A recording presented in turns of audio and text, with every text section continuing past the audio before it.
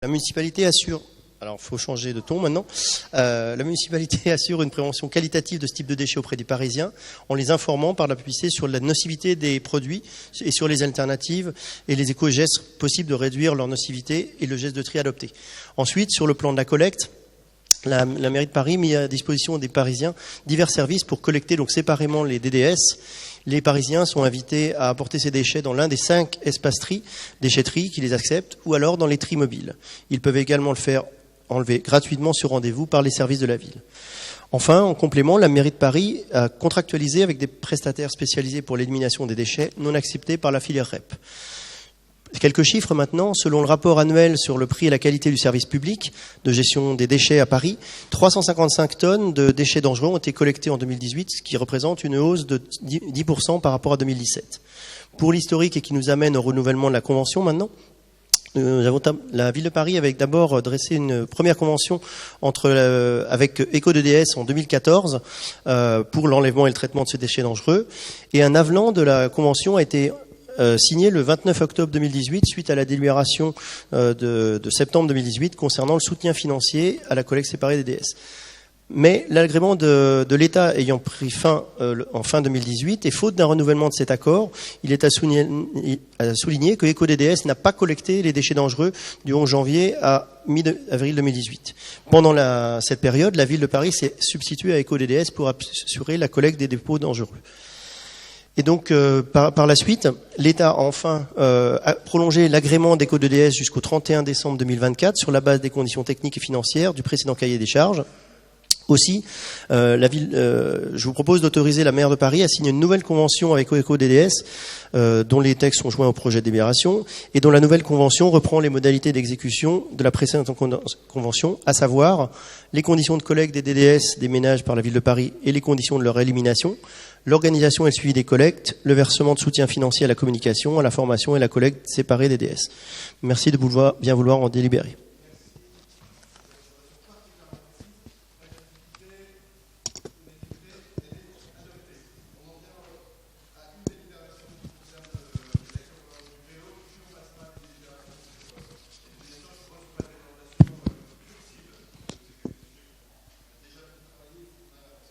Merci, M. Blair. On commence par les délibérations concernant les subventions vélo.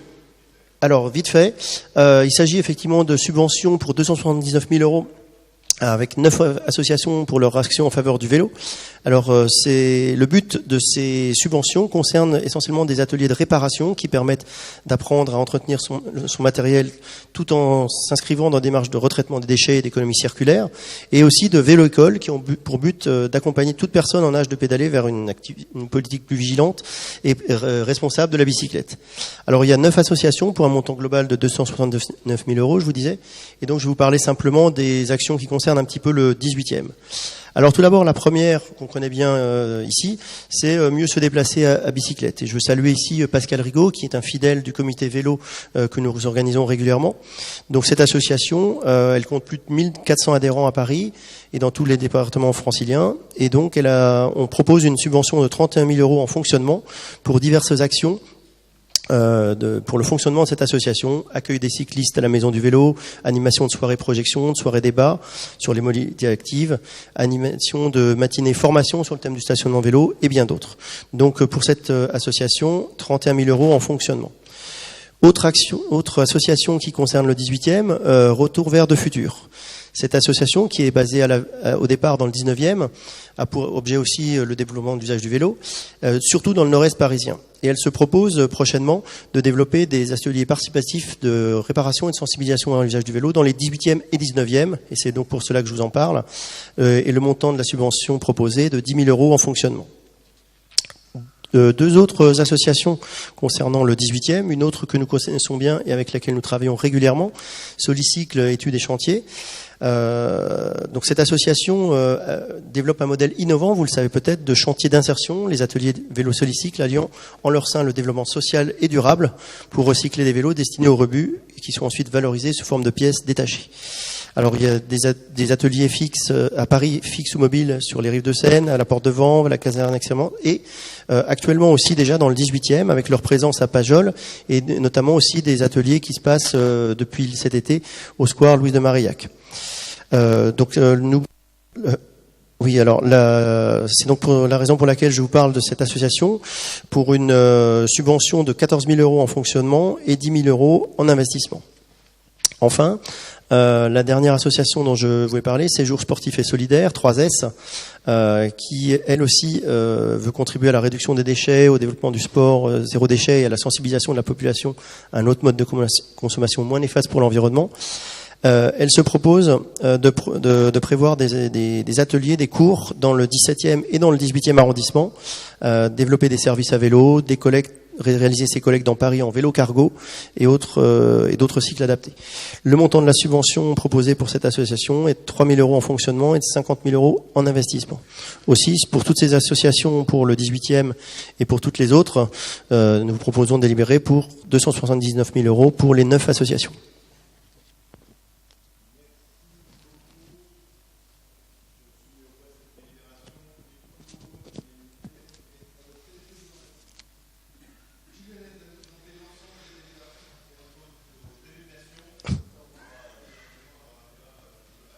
Oui, alors je vous propose de passer en vue effectivement toutes les délibérations concernant les dénominations, puisqu'il y en a un certain nombre, 4. Et donc je vais commencer par la dénomination concernant le square du 21 avril 44. Donc il est proposé aujourd'hui cette dénomination un espace vert en cours de réalisation et destiné à devenir public dans le secteur de Chapelle Internationale. Et la commission dénomination de Paris s'est réunie le 15 avril et a suivi l'avis de la commission du 18e qui s'était réunie précédemment en donnant un avis favorable à ce projet. Le jardin, vous le savez peut-être, doit ouvrir au public en juin 2020 et il sera d'une superficie de 2250 m². Pourquoi ce choix de square du 21 avril 44 ? Deux grandes raisons à ça. Tout d'abord, l'article 17 de l'ordonnance du 21 avril 44 portant organisation des pouvoirs publics en France, après la libération, donne aux femmes, enfin, le droit de vote et d'éligibilité dans les mêmes conditions que les hommes. C'est donc la première des raisons pour laquelle nous souhaitons donner le nom du 21 avril 44, rappeler cette date à ce square. Et puis la deuxième raison est une raison historique sur le lieu, puisque pour les plus anciens d'entre nous, ils se rappellent du bombardement de la chapelle, justement le 21 avril 44, et c'est plusieurs discussions que j'avais eues avec des membres d'associations, notamment d'ASA-PNE, qui souhaitaient rappeler à la mémoire ce triste événement du bombardement de la chapelle, et donc c'est la raison pour laquelle nous souhaitons que le square soit dénommé du 21 avril 44. Deuxième délibération, il s'agit d'un changement de nom, un ajout en tout cas d'un prénom qui est très utile. Donc afin de renforcer l'hommage à Marguerite de Rochechouart, il vous est proposé aujourd'hui de remplacer les dominations actuelles de rue de Rochechouart et de boulevard de Rochechouart à Paris 9e et 18e par les dénominations rue Marguerite de Rochechouart et boulevard Marguerite de Rochechouart. Je vous rappelle simplement qui était Marguerite de Rochechouart. Et il s'agissait de l'abbesse de Montmartre de 1718 jusqu'à sa mort.